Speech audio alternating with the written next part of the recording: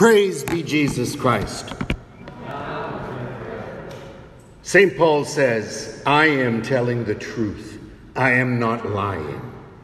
What a relief to actually be in a place where someone says that and you believe it.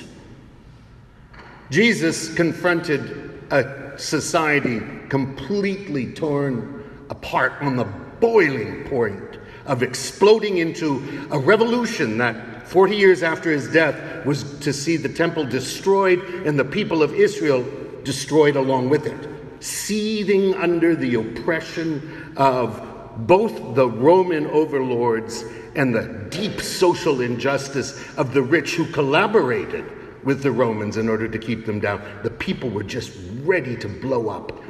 And so Jesus confronts this reality by talking in coded language, parables, that the children of the age can't use against him, but the children of light can see the truth. God teaches us in parables, and most people miss it. But brothers and sisters, you and I are children of the light. We've just had a parable in our own age, the parable of the makeup.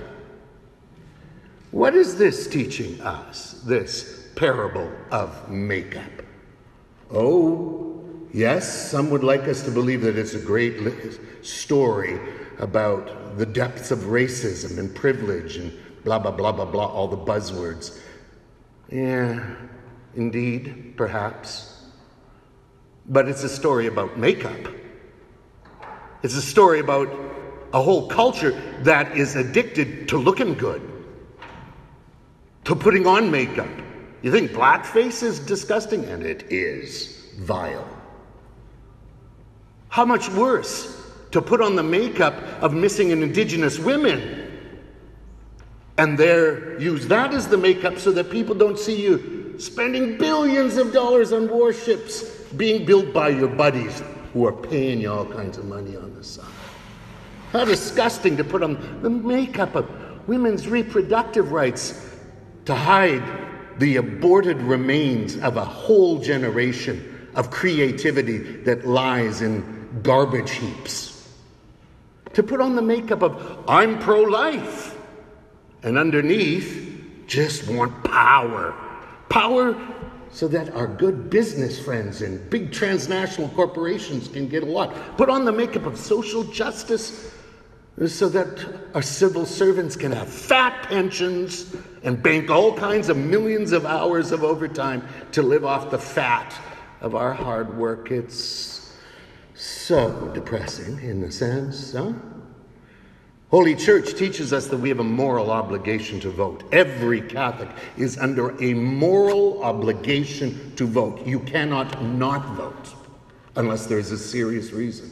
How do we vote? Well, we vote by looking what's beneath the makeup. And the first thing that we see is a culture grasped by power. It loves power. And it'll do anything to get power. It will enroll, children to denounce anybody that doesn't fit into the right way of being. Who needs a Gestapo or a KGB when you've got Twitter and the internet and a bunch of people, vile trolls and, nice seemingly thinking people who go on and will attack anybody for saying anything wrong. And then the Prime Minister, who cruises on top of this and uses this kind of control, gets caught. And he asks for forgiveness. And he's not going to get forgiven by Canadians because a lot of people don't like him. Okay, and they're not going to forgive him. And that isn't the rule of the game of power. When you play the game of power, you're playing a high wire act, huh? Because it's just all the facade. And once the facade's gone, then you're showing.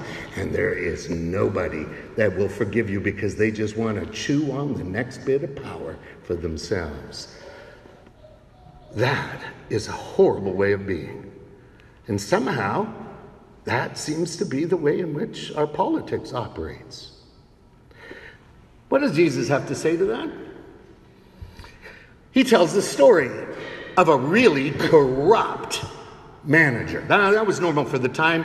The slaves in the Roman Empire could actually get far ahead. They weren't always destined for slavery. In fact, one of the best jobs you could get if you were a clever, smart male slave was to become a manager of a big landowner who was used to getting his money off of oppressing people, and he turned it over to you. And as the manager, the landowner didn't care what he did, just as long as he got 100% return, right? Beat the peasants, do whatever you like. I just want my money, and anything else, it's yours. And so they got really, really rich all the time.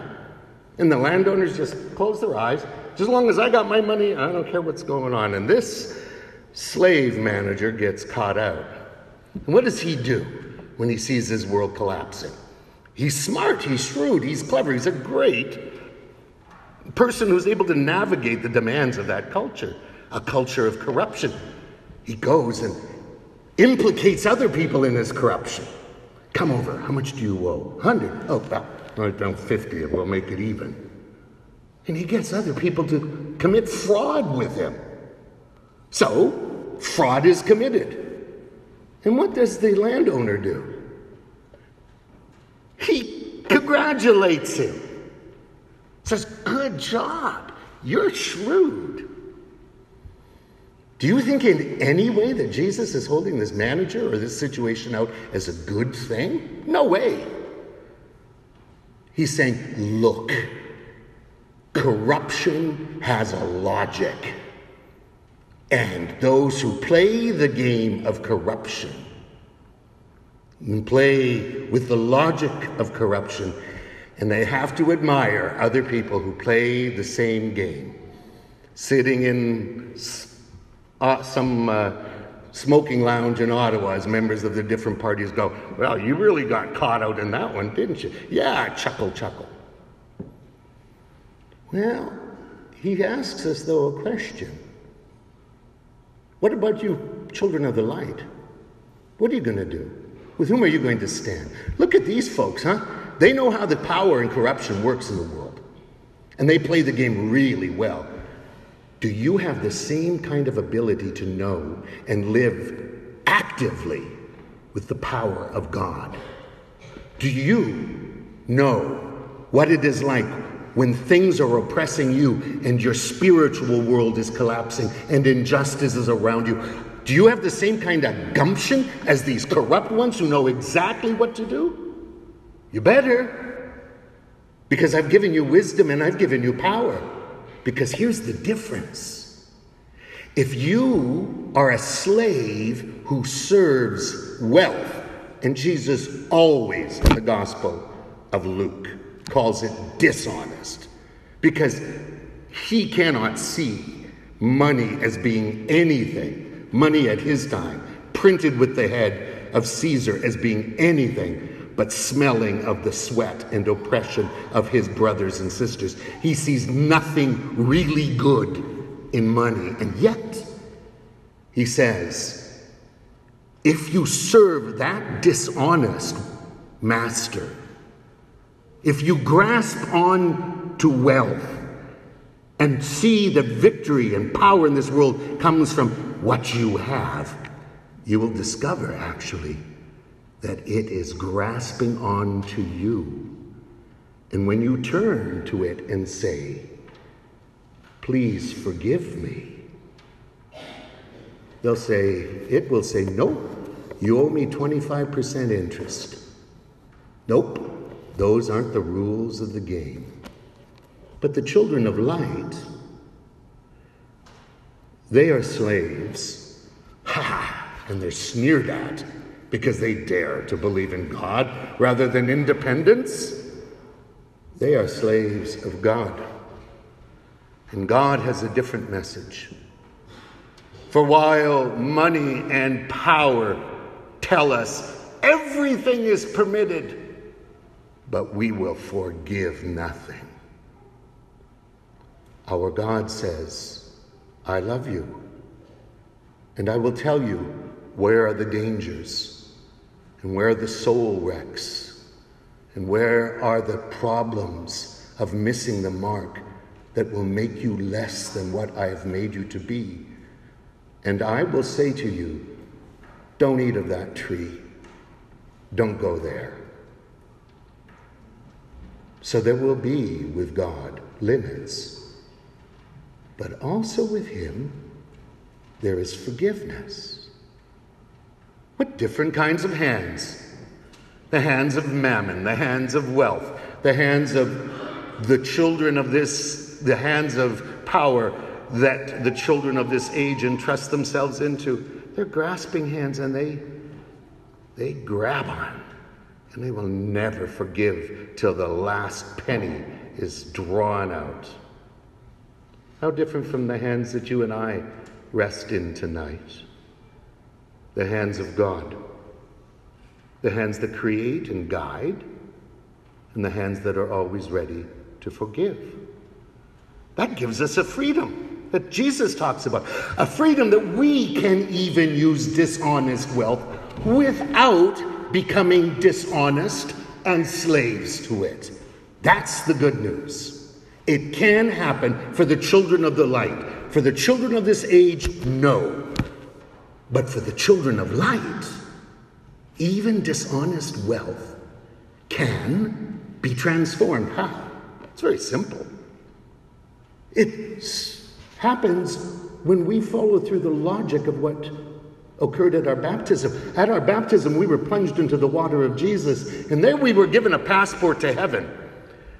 But in order to get over the boundary, it isn't St. Peter standing at the door. At the end of every wedding, I give a blessing that the church proclaims over every new couple. May the poor and the needy find in you generous friends and welcome you into the kingdom of heaven. There it is. You know who's going to stamp my passport and yours getting into heaven? Not the liberal, conservative, New Democrat, or Green Party. The poor. They will stamp our passport. That's what the Lord tells us. We sang it in the song. Praise the Lord who lifts up the needy.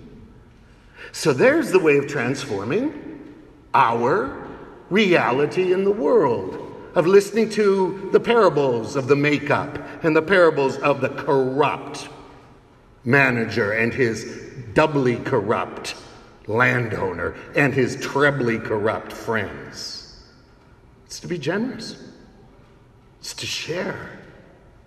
It's to give our gifts really to the poor in real creative ways.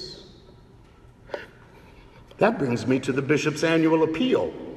And you go, oh, Father, you are setting us up. Nope, the scriptures just do that. Today we begin the bishop's annual appeal, which is our annual invitation as a community to look and say, how can my goods be transformed in a community way here in this diocese?